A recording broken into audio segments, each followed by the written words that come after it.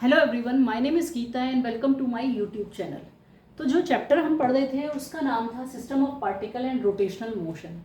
इस चैप्टर के लेक्चर्स में, प्रीवियस लेक्चर में मैंने आपको डिस्कस किया था कि सेंटर ऑफ मास क्या होता है, सेंटर ऑफ मास को हम कैसे निकाल सकते हैं for discrete particle system and for continuous body. ये मैंने प्रीवियस लेक्चर में कवर किया है।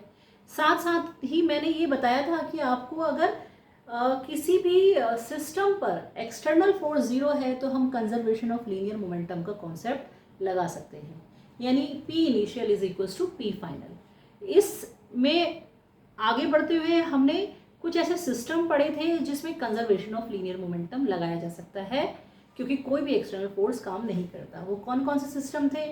वो था गन बुलेट का सिस्टम, बॉम्ब एक्सप्लोजन का सिस्टम, और साथ साथ हमने पढ़ा था कि जिसमें बोट में एक आदमी बैठा है तो बोट कितना आगे पीछे मूव कर रही है, because just to make the momentum conserve. तो ये सब हमने इस चैप्टर में प्रीवियस लेक्चर में कवर किया था। आज हम इस चैप्टर का नया टॉपिक शुरू करने वाले हैं जिसमें हम वेरिएबल मास के सिस्टम को कंसिडर करेंगे जो हमें रॉकेट प्रोपल्शन में मिलता है। साथ साथ हम कोलिशन को भी पढ़ेंगे। तो स्टार्ट करते हैं variable mass system. Variable mass system, अब ये वेरिएबल मास सिस्टम का क्या मतलब है? यानी जिसमें टाइम के साथ साथ मास वेरी करता है। अब जब हमारा कंजर्वेशन ऑफ लीनियर मोमेंटम का कॉन्सेप्ट आया था वो इस वाले न्यूटन की सेकंड इक्वेशन से आया था, है ना, सेकंड रूल से आया था, जिसमें एक्सटर्नल जीरो था तो पी कांस्टेंट था ऑब्वियसली। लेकिन अब हमारे पास इसमें दो सिनेरियो होंगे। एम एक तो कांस्टेंट होगा, यानी मास कांस्टेंट हो सकता है या मास वेरी कर सकता है, एम वेरी। अगर मास कांस्टेंट है तो हम इसको ऐसे लिख सकते हैं, यानी एम बाहर निकाल सकते हैं, यानी d v by D T is equals to m a. ये सेकेंड लॉ आ गया न्यूटन का, और ये कंडीशन के साथ आता है। कई बच्चे ये f equals to m a लगा देते हैं, लेकिन यहाँ m क्या है? कांस्टेंट होना चाहिए, तभी हम इसको लगा सकते हैं, नहीं तो हमको ये ही लगाना पड़ेगा। अगर मास वेरी कर रहा है तो d m v by D t, तो हम m को बाहर नहीं निकाल सकते।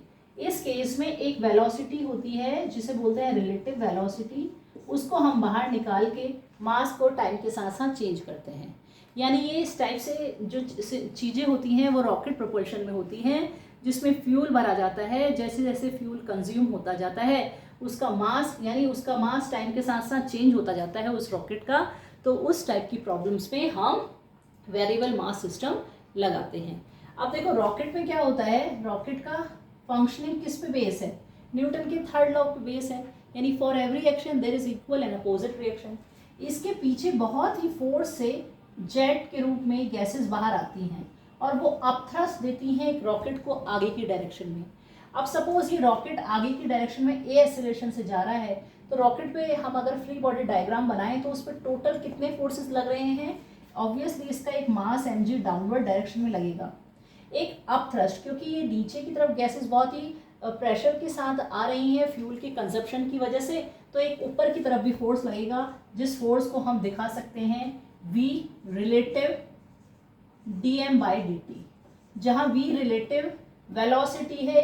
ये जो इजेक्ट हमारे पास गैसेस हो रही हैं उनकी वेलोसिटी है with respect to this rocket. तो नेट फोर्स क्या लगा? v relative D M by D t upper direction में लगेगा माइनस एम जी, और रॉकेट ए एक्सेलरेशन से जा रहा है तो M A. v relative D M by D T is equals to M G plus A. इसी पे बेस आपको क्वेश्चन पूछे जाते हैं एग्जाम में। एक क्वेश्चन हम ले लेते हैं जो आईआईटी के मेंस एग्जाम में आया हुआ है। उसमें क्या दिया हुआ है आपको? एक रॉकेट है जिसका मास है 1000 kg।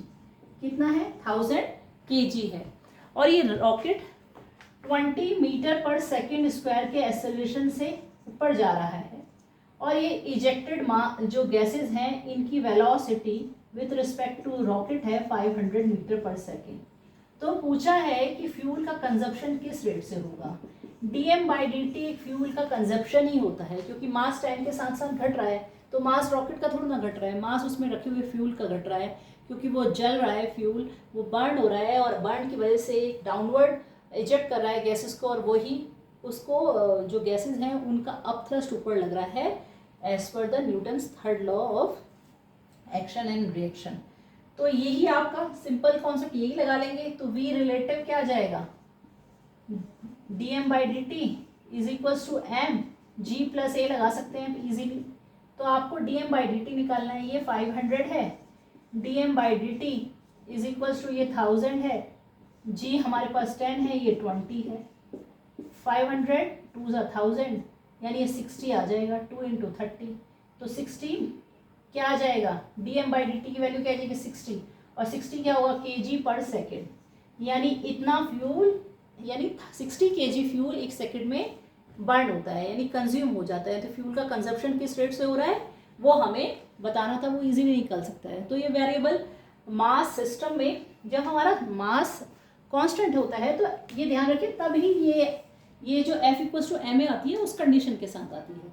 वेरिएबल मास सिस्टम भी हो सकता है लेकिन वो अधिकतर रॉकेट प्रोपल्शन वाले केसेस में होगा। किस वाले केसेस में होगा, रॉकेट वाले केसेस में होगा, क्योंकि उसमें फ्यूल हमारा क्या होता है विद टाइम बर्न होता है। एक हम और टॉपिक इसमें कवर करते हैं, वो करते हैं इम्पल्स। इम्पल्स का देखो इम्पल्स कैसे होता है, जैसे एक क्रिकेटर है वो बॉल को हिट करता है तो क्या है एक इम्पल्स फोर्स प्रोवाइड करता है। इम्पल्स क्या है, एक टाइप का फोर्स ही है। इम्पल्स क्या है, एक टाइप का फोर्स ही है, लेकिन ये क्या है एक टाइप का फोर्स ही है लेकिन एक बहुत छोटे टाइम इंटरवल के लिए लगाते हैं। एक इम्पल्स क्या एक टाइप का फोर्स है लेकिन एक बहुत बड़े फोर्स को जब आप एक छोटे टाइम इंटरवल के लिए लगाएंगे तो उसको ही क्या बोलेंगे, इम्पल्स। तो इसको आई से डिनोट करते हैं, इसका फॉर्मूला होता है I is equals to f d t. तो यहाँ F क्या है, एक लार्ज फोर्स है, एक लार्ज फोर्स है, और ये T क्या है, टाइम इंटरवल है, टाइम ये स्मॉल होता है, ये स्मॉल है तभी तो dt से डिनोट किया गया है। अब ये जो इम्पल्स होता है ये चेंज इन मोमेंटम के इक्वल होता है। ये कैसे, देखिए हमारे पास फिर से हम न्यूटन की सेकेंड रूल पे जाते हैं, dp बाई डी टी, और dp क्या हो जाएगा हमारे पास f dt, ये होगा। अब इसको इंटीग्रेट कर लीजिए और ये इंटीग्रेट करके ये तो i बन गया, और ये सपोज पी आई है और ये पी फाइनल है, तो ये P final minus P initial is equals to I, यानी इम्पल्स किसके इक्वल हो गया, change in momentum, change in momentum. ठीक है, तो ये सिंपल सा है कॉन्सेप्ट।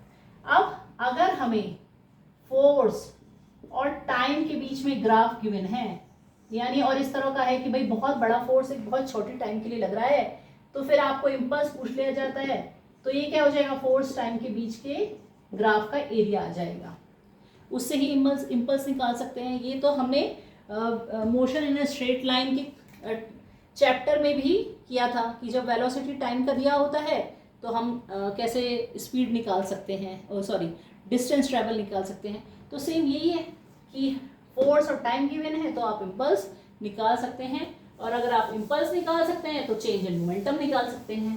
ठीक है, इसी पे बेसिक क्वेश्चन कर लेते हैं। देखिए इसमें क्या गिवन है, दो आइडेंटिकल बॉल है और ये एक रिजिड बॉल है। क्या है, रिजिड बॉल है। ये बॉल ऐसे जाती है और ऐसे ही वापस आती है, जैसे u वेलोसिटी से गई तो u ही वेलोसिटी से वापस आ गई, u वेलोसिटी से गई, u वेलोसिटी से वापस आ गई। ये फर्स्ट पिक्चर में। सेकंड पिक्चर में क्या होता है, ये रिजिड बॉल है दोनों ही केसेस में। ये बॉल ऐसे जाती है और ऐसे वापस आती है, और कितना एंगल बनाती है, 30 डिग्री। ठीक है, u वेलोसिटी से जाएगी और u ही वेलोसिटी से वापस आएगी, और कितने एंगल पे, 30 डिग्री एंगल पे आएगी। तो ये बोल रहा है कि ये जो बॉल है, ये रिजिड बॉल पे जो ये फोर्स लगाती है, किस डायरेक्शन में फोर्स लगाती है, तो ये हमें बताना है। देखिए बॉल जब एक्स एक्सिस पे, सपोज हम ये इसे एक्स एक्सिस मान लेते हैं, एक्स एक्सिस पे जाती है तो बॉल कैसे फोर्स लगाएगी, बॉल इस पे फोर्स लगाती है, रिजिड बॉल इस पे फोर्स लगाती है। तो जब ये सीधे जा रही है और अपने फिर रिजिड बॉल से हिट करने के बाद ये अपनी डायरेक्शन कंप्लीटली चेंज कर लेती है, 180 डिग्री टर्न कर लेती है। तो यानी रिजिड बॉल इस पे ये ऐसे फोर्स लगाएगी, रिजिड बॉल ऐसे फोर्स लगाएगी, ये इस फोर्स की वजह से आगे जा रही है, ये इस पे, तो ये जितना ये इस पे फोर्स लगाएगी, रिजिड वॉल भी इस पे अपोजिट डायरेक्शन में फोर्स लगाएगी। तो यहाँ ये समझना है कि रिजिड वॉल इस पे परपेंडिकुलर टू वॉल फोर्स लगाएगी। ठीक, अब इस वाले केस में भी भाई ये यू वेलोसिटी से जा रही है, यू वेलोसिटी से वापस आ रही है। तो इसको आप कंपोनेंट कर सकते हैं ऐसे, यहाँ पर इसको आप अगर कंपोनेंट कर लीजिए इसको रेक्टेंगुलर पार्ट में, तो ये क्या आ जाएगा, यू कॉस 30 डिग्री, और यहाँ पर वाई एक्सिस वाला यू साइन 30 डिग्री। और ऐसे ही इसमें कर सकते हैं, यू कॉस 30 डिग्री है, और ये भी क्या आ जाएगा, यू साइन 30 डिग्री। तो यानी वाई वाला जो कंपोनेंट है ये भी यू कॉस, इनिशियल भी यू कॉस 30 डिग्री है और फाइनल में भी यू कॉस 30 डिग्री है, यानी इसमें कोई चेंज नहीं हो रहा। चेंज किस कंपोनेंट में हो रहा है, एक्स कंपोनेंट में हो रहा है, यानी एक्स डायरेक्शन में उस पर फोर्स लग रहा होगा, यानी ये एक्स डायरेक्शन में फोर्स लगा रही होगी और वॉल इसकी वेलोसिटी एक्स डायरेक्शन में ही चेंज कर दे रही होगी, है ना, क्योंकि वाई में तो चेंज ही नहीं हो रहा है। तो फोर्स की डायरेक्शन हमेशा क्या होगी, ये इस पे ऐसे फोर्स लगाएगी परपेंडिकुलर। ठीक है, दूसरे पार्ट में आपको पूछा है कि ये जो मोमेंटम इम्पार्ट करती हैं इस वॉल पे उनका रेशियो बताइए। तो फर्स्ट केसेस में हम समझ लेते हैं I1 करती है, सेकंड केस में I2 करती है। अब भाई ये इम्पल्स कितना इम्पार्ट करती है, अब इम्पल्स क्या होता है, चेंज इन मोमेंटम ही होता है भाई, P final minus P initial. P final क्या हो जाएगा, मास इसका m है, ये वेलोसिटी हम नेगेटिव ले लेते हैं, फॉरवर्ड इस डायरेक्शन में पॉजिटिव, इस डायरेक्शन में नेगेटिव ले लेते हैं वेलोसिटी को, तो माइनस यू और माइनस एम यू, तो माइनस 2mu आ जाएगी। और इसमें भाई वाई डायरेक्शन में तो कोई भी चेंज नहीं हो रहा है, तो मोमेंटम कुछ चेंज नहीं होगा, एक्स डायरेक्शन में ही होगा, तो इस डायरेक्शन में आएगा P final m u cos 30 degree minus m u cos 30 degree, तो आएगा माइनस 2mu कॉस 30 डिग्री, तो माइनस 2mu कॉस 30 डिग्री √3/2 यानी माइनस √3mu, यानी I1 और I2 का रेशियो आप निकाल सकते हैं easily. I1 divided by I2 is equals to minus 2mu upon minus √3mu, यानी 2/3 आ जाएगा। यही क्या है, इम्पैक्ट का जो जितना इम्पैक्ट इम्पार्ट करेगी उनका रेशियो आ जाएगा। ये टॉपिक कवर हो गया। अब हम बात करते हैं कोलिजन की। ठीक है, देखो कोलिजन क्या होता है, फिजिकली भी दो बॉडी कोलाइड कर सकती हैं और जरूरी नहीं है दो बॉडी फिजिकली कांटेक्ट में आए। तो कोलिजन का बेसिक तात्पर्य क्या है, आप ये सोचते हैं ये बॉडी यहाँ से आई, ये बॉडी यहाँ से आई, हिट करी, कोलाइड कर गई, इसको कोलिजन कहेंगे। ठीक है, ऐसे ही कहेंगे हम, कोलिजन ऐसा होता है कि उनको फिजिकल कांटेक्ट में आना जरूरी है। लेकिन फिजिक्स के सिनेरियो में जरूरी नहीं है कि दोनों बॉडी फिजिकल कांटेक्ट में आए। हो सकता है एक बॉडी के का मोशन दूसरी बॉडी की वजह से लगने वाले फोर्स की वजह से चेंज हो जाए और वो कांटेक्ट में भी ना आए। ये न्यूक्लियर फिजिक्स में हम देखते हैं, जैसे ये पॉजिटिव न्यूक्लियस है और अल्फा पार्टिकल की बॉम्बारमेंट हम इसमें कराते हैं, तो कैसे होता है, ऐसे हो जाता है ना, पॉजिटिव चार्ज पार्टिकल और पॉजिटिव चार्ज पार्टिकल रिपेल करते हैं एक दूसरे को। तो बिना एक टच में आए हुए, बिना कांटेक्ट में आई हुई एक की वजह से लगने वाले फोर्स की वजह से दूसरा का मोशन इफेक्ट हो जाता है, यानी चेंज हो जाता है। इसको भी हम कोलिजन की कैटेगरी में ही कहेंगे। ठीक है, तो कोलिजन के लिए ज़रूरी नहीं है कि आप बहुत है ना बहुत ही ज़्यादा फिजिकल कांटेक्ट में होना ज़रूरी है, हो सकता है फिजिकल कांटेक्ट में भी ना हो और वो कोलिजन हो जाए। अब हम कोलिजन क्या है, बहुत ही इम्पल्सिव इवेंट है, मतलब उसमें बहुत लार्ज अमाउंट फोर्स बहुत छोटे टाइम के लिए लगता है। ठीक है, ये भी एक बात है कोलिजन की। अब कोलिजन को जो हम है डिवाइड करते हैं दो कैटेगरी में, एक तो बेस्ड ऑन डायरेक्शन, यानी कोलिजन डायरेक्शन बेस्ड भी होता है और बेस्ड ऑन कंजर्वेशन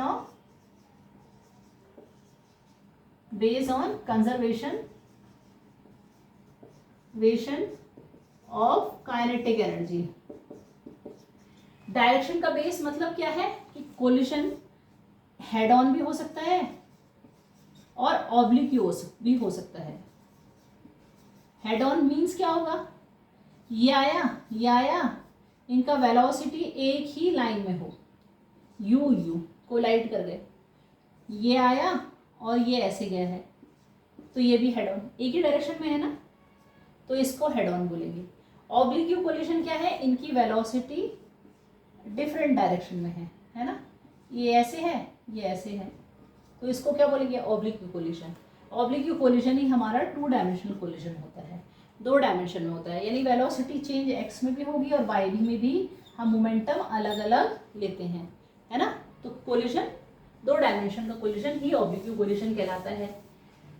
अब आता है based on conservation of kinetic energy. अब इस कंजर्वेशन ऑफ काइनेटिक एनर्जी के बेस पे कोलिशन को हम 3 पार्टों में डिवाइड करते हैं, इलास्टिक, इन इलास्टिक, और तीसरा आता है perfectly in elastic.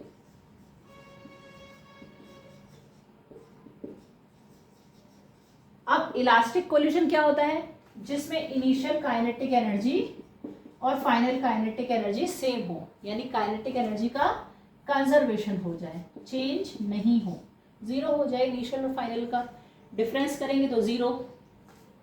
In elastic collision में काइनेटिक एनर्जी कंजर्व नहीं होती है, इनिशियल और फाइनल सेम नहीं होती है, काइनेटिक एनर्जी का लॉस होता है, यानी इनिशियल काइनेटिक एनर्जी ज्यादा होती है और फाइनल कम होती है, और परफेक्टली इलास्टिक में बहुत ज्यादा लॉस होता है।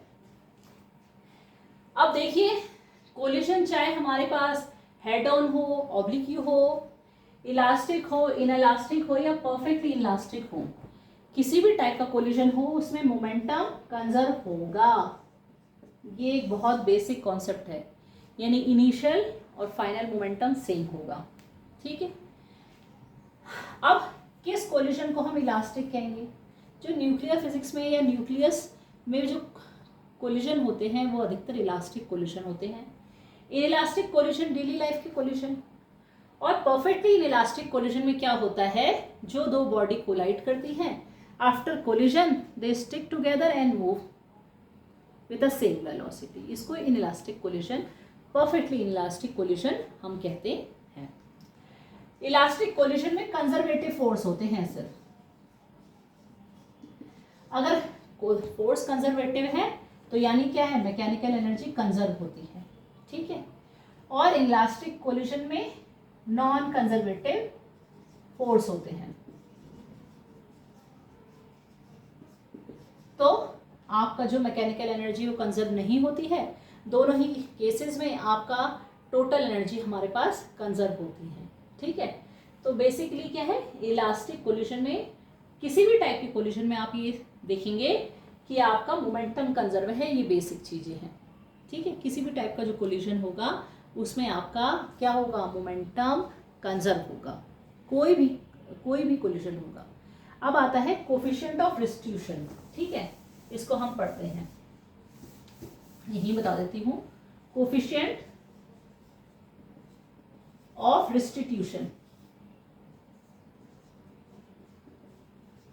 इसे किससे डिनोट करते हैं, ई से, और इसकी वैल्यू होती है 0 से 1 के बीच में, ठीक है। इलास्टिक कोलिशन में इसकी वैल्यू होती है 1, और परफेक्टली इनइलास्टिक कोलिशन में इसकी वैल्यू होती है 0, और इनइलास्टिक कोलिशन में इसकी वैल्यू 0 और 1 के बीच में होती है। अब ये क्या होता है, ई की वैल्यू होती है velocity of separation divided by velocity of approach. कैसे, 2 ऑब्जेक्ट हैं, कोलाइड कर रहे हैं, इनिशियल वेलोसिटी u1 u2 है, आफ्टर कोलिशन v1 v2 हो गई इनकी वेलोसिटी। तो भाई ये u की वेलोसिटी ज़्यादा होगी, इनकी रिलेटिव वेलोसिटी सेपरेशन की क्या होगी, v2 minus v1 divided by approach की वेलोसिटी क्या होगी, u1 माइनस u2। भाई इसकी ज़्यादा होगी तभी इसको अप्रोच करेगा ना, तो रिलेटिव u1 माइनस u2 और v2 माइनस v1, ठीक है। तो velocity of separation divided by velocity of approach, इससे हम इसका वैल्यू निकाल सकते हैं, ई का वैल्यू। अब देखिए कोलिशन जब होता है तो कोलिशन के होने से पहले बॉडी तो अपनी ओरिजिनल फॉर्म में होती हैं, लेकिन जैसे ही कोलाइड करती हैं डिफॉर्म होती हैं और जैसे कोलिशन ख़त्म होता है वो अगेन अपनी इनिशियल पोजीशन मतलब इनिशियल फॉर्म क्या होती हैं, गेन कर लेती हैं। तो ये V2 क्या आएगा, V2 इसमें क्या होगा, इस वाले केस में जो सेपरेशन होगा तो ये गेन कर रही होंगी। इम्पल्स ऑफ रिफॉर्मेशन भी बोल सकते हैं इसको, इम्पल्स ऑफ रिफॉर्मेशन, रिफॉर्म हो रही है। और जब कोलाइड करेंगी तो डिफॉर्म होंगी, तो इसको बोलते हैं हम इम्पल्स ऑफ डिफॉर्मेशन, डिफॉर्मेशन। तो इम्पल्स ऑफ रिफॉर्मेशन को कैसे लिख सकते हैं, एफ डी टी, और deformation F D D T. ठीक है, तो दोनों के इम्पल्स के रेशियो को, तो ये जस्ट है ना आफ्टर कोलिजन होता है और ये जस्ट बिफोर कोलिजन होता है डिफॉर्मेशन। ठीक है, तो ये कोफिशिएंट ऑफ रिस्टिट्यूशन की बात थी। अब कोलिजन के हम कुछ स्पेशल केस कर लेते हैं एक दो, तो उससे आपको ज्यादा अच्छा क्लैरिटी मिल जाएगी। जब भी कोलिजन की आप प्रॉब्लम करेंगे तो उसमें आपको दो टॉपिक हमेशा याद रखने हैं। एक तो आपको बिना देखे कंजर्वेशन ऑफ लीनियर मोमेंटम लगा ही देना है, उसमें आपका कोई डाउट नहीं होना चाहिए आपको। और दूसरा आपको देखना है कि भाई वो कोलिजन इलास्टिक है, इनलास्टिक है, परफेक्टली इलास्टिक है, तो उसके हिसाब से आप कोफिशिएंट ऑफ डिस्ट्रीब्यूशन की वैल्यू लगा सकते हैं। अब दो बॉडी हैं, स्पेशल केस ले रहे हैं हम, इसका मास m है और इसका मास भी m है। ये u1 वेलोसिटी से है, ये u2 वेलोसिटी है। आफ्टर कोलिजन इसकी वेलोसिटी v1 हो गई, इसकी वेलोसिटी v2 हो गई, और इनके मास सेम है, और कोलिजन क्या है, इलास्टिक है। तो वेलोसिटी v1 और v2 कितनी होंगी ये बताना है। कितनी होगी, आप कंजर्वेशन ऑफ लीनियर मोमेंटम लगा लेंगे, तो mu1 plus mu2 is equals to mv1 plus mv2। तो m निकाल लीजिए, u1 plus u2, v1 plus v2। और ये इलास्टिक कोलिजन है तो E1 होगा, यानी velocity of separation v2 minus v1, velocity of approach u1 minus u2, ये भी 1 होगा। तो यानी v2 minus v1 is equals to u1 minus u2।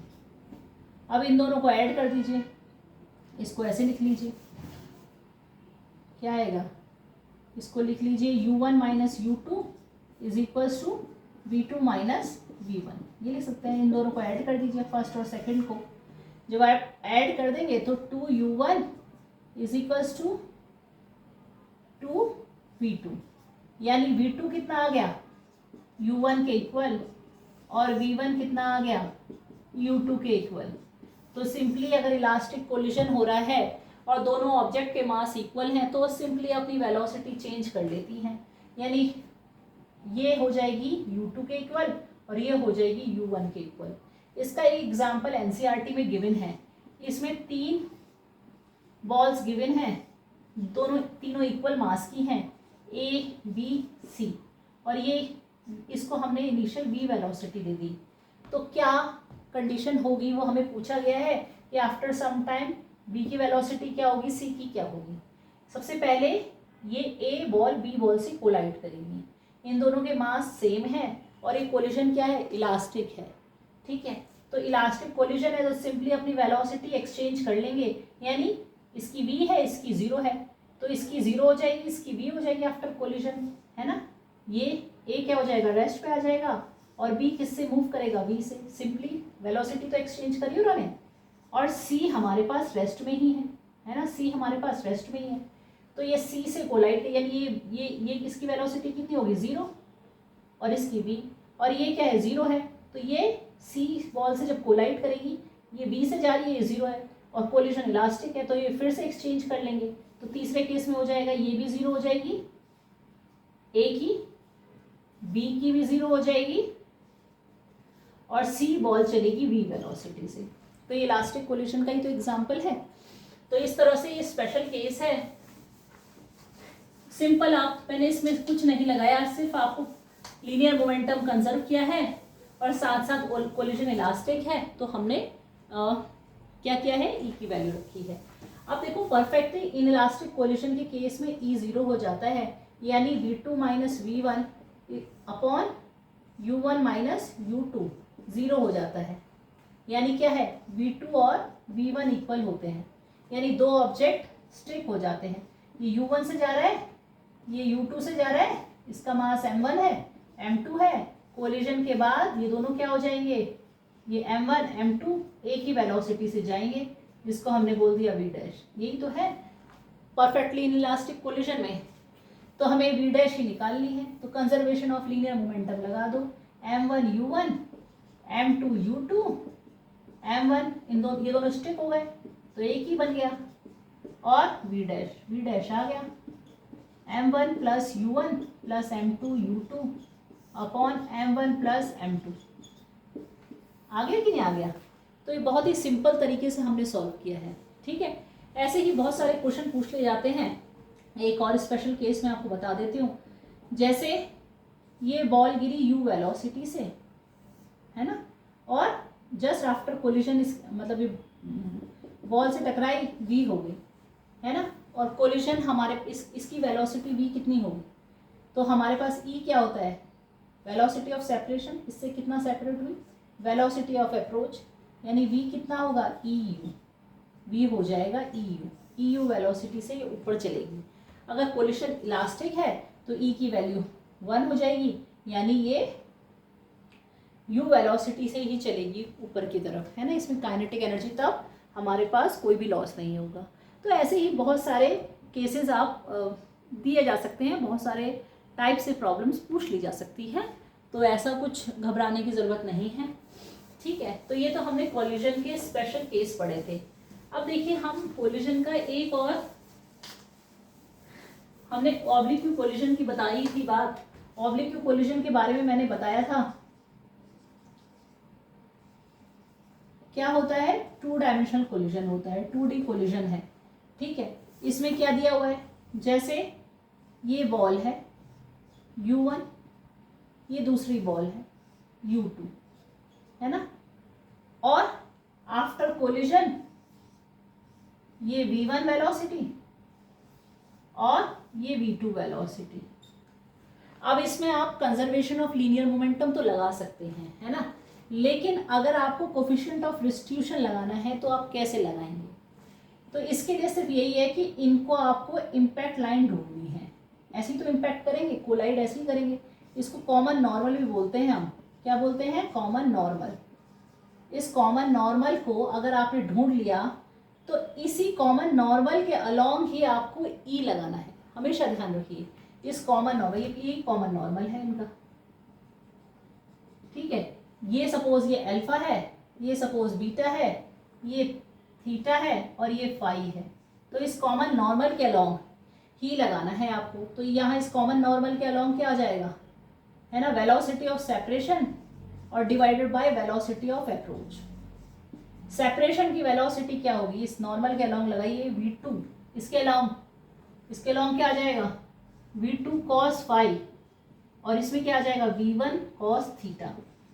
तो यानी क्या आ जाएगा, v2 cos phi minus v1 cos theta, और वेलोसिटी ऑफ अप्रोच यानी u1 माइनस u2, बट इसके अलोंग, तो इसके अलोंग आ जाएगा u1 cos अल्फा और ये u2 cos बीटा।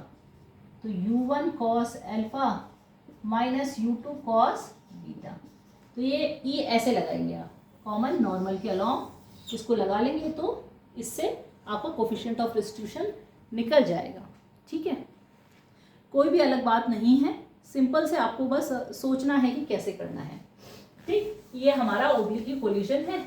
लाइन जो कॉमन नॉर्मल होगा यानी लाइन ऑफ इम्पैक्ट होगा, उसी के along of coefficient of distribution को लगा सकते हैं, किसी और लाइन के अलोंग नहीं लगाएंगे। ठीक है, एक एनसीईआरटी का क्वेश्चन है, एक कंटेनर है, उसमें एक एटम दिया है, ये इस एटम इस कंटेनर की वॉल से स्ट्राइक करता है, कितनी वेलोसिटी से, 200 मीटर पर सेकंड से, और फिर वापस ही 200 मीटर पर सेकंड की वेलोसिटी से at the angle of 30 degree reflect होता है। ठीक है, तो पूछ रहा है कि इसमें लीनियर मोमेंटम कंजर्व होगा कि नहीं होगा। भाई ये कोलिजन है, कोलिजन मैंने आपको बताया है, जहाँ भी कोलिजन होगा वहाँ लीनियर मोमेंटम कंजर्व होगा। तो ये कोलाइड करेगा तो लीनियर मोमेंटम क्या हो जाएगा, कंजर्व हो जाएगा। तो P initial P final equal हो जाएगा तो कंजर्व हो जाएगा, तो ये तो सोचना ही नहीं। अब दूसरा पार्ट इसने पूछा है कि ये कोलिशन इलास्टिक होगा या इनइलास्टिक। तो इलास्टिक कोलिशन की क्या कंडीशन है कि काइनेटिक एनर्जी इनिशियल और फाइनल सेम होनी चाहिए, तो काइनेटिक एनर्जी का लॉस नहीं होना चाहिए। अब इनिशियल काइनेटिक एनर्जी क्या है, half m v i square, और वी आई और फाइनल क्या है, half m v f square, और इनिशियल इसका जो वेलोसिटी है और वेलोसिटी इनिशियल वो भी 200 है और फाइनल भी 200 है, यानी काइनेटिक एनर्जी तो सेम ही रहेगी। अगर काइनेटिक एनर्जी सेम हो गई बच्चों तो फिर सिंपल सा है कि ये कोलिशन हमें कुछ और सोचना ही नहीं है, ये इलास्टिक कोलिशन है, किसी और तरह का कोलिशन नहीं है। ठीक है, तो ये इलास्टिक कोलिशन की छोटी सी कहानी है। इसमें आपको उनका अंतर पता होना चाहिए, आप इजीली बिना कुछ किए इस टाइप की प्रॉब्लम्स को सॉल्व कर सकते हैं। अब एक क्वेश्चन आपको ऐसे है, एक बॉल है, ठीक है, ये बॉल 9 मीटर पर सेकंड से जा रही है और ये एक रेस्ट में बॉल है, ठीक है, इससे कोलाइड करती है। ठीक, कोलिशन के बाद ये बॉल इस डायरेक्शन में जाती है, ये वाली बॉल जो रेस्ट वाली बॉल है इस डायरेक्शन में जाती है, इसकी स्पीड v1 हो जाती है और इसकी स्पीड v2 हो जाती है। तो हमसे पूछा है क्या इनकी स्पीड सेम है या डिफरेंट है, क्या रिलेशन है, और ये किस एंगल पे जाती है, 30 डिग्री के एंगल पे जाती है। ये 30 डिग्री और ये भी 30 डिग्री।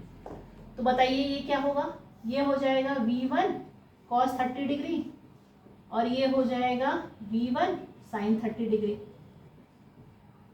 ये हो जाएगा v2 cos 30 डिग्री, है ना, ये 30, और ये हो जाएगा v2 sin 30 डिग्री।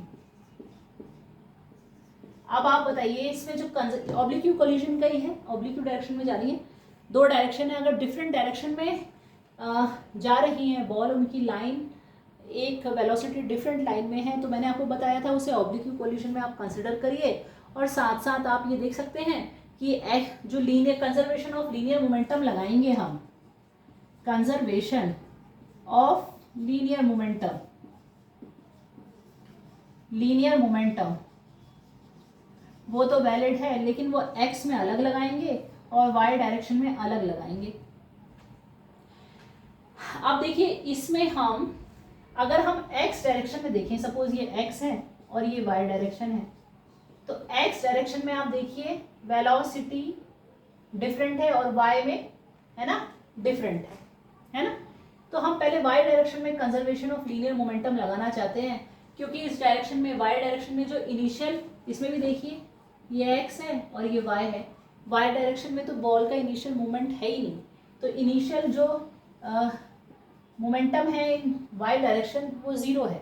लेकिन हम इसमें जा सकते हैं कि वाई डायरेक्शन में फाइनल मोमेंटम कितना है, m, दोनों बॉल इक्वल मास की हैं भाई, m v1 sin 30 डिग्री, ऊपर वाली डायरेक्शन हम पॉजिटिव लेते हैं, नीचे वाली नेगेटिव लेते हैं, तो m v2 sin 30 डिग्री, और ये किसके इक्वल हो जाएगा, जीरो के, क्योंकि इनिशियल और फाइनल इक्वल है। तो ये कितना हो जाएगा, इससे अगर आप देखेंगे दोनों सेम मास है, मास हटा देंगे, ये जीरो के इक्वल हो गया, तो यानी v1 is equals to v2, यानी ये दोनों वेलोसिटी क्या है, इक्वल हो जाएंगी। यानी ये जो वेलोसिटी दोनों 30 डिग्री के एंगल पे बॉल ऐसे चली गई हैं, ये दोनों ही सेम वेलोसिटी से जाएंगी।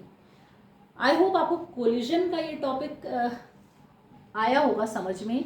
जैसे जैसे आप न्यूमेरिकल, जितनी ज़्यादा आप न्यूमेरिकल प्रॉब्लम्स करते जाएंगे उतने ज़्यादा आपको कंसेप्ट क्लैरिटी होते जाएगी, उतने ज़्यादा आपके कंसेप्ट बहुत बिल्डअप होंगे।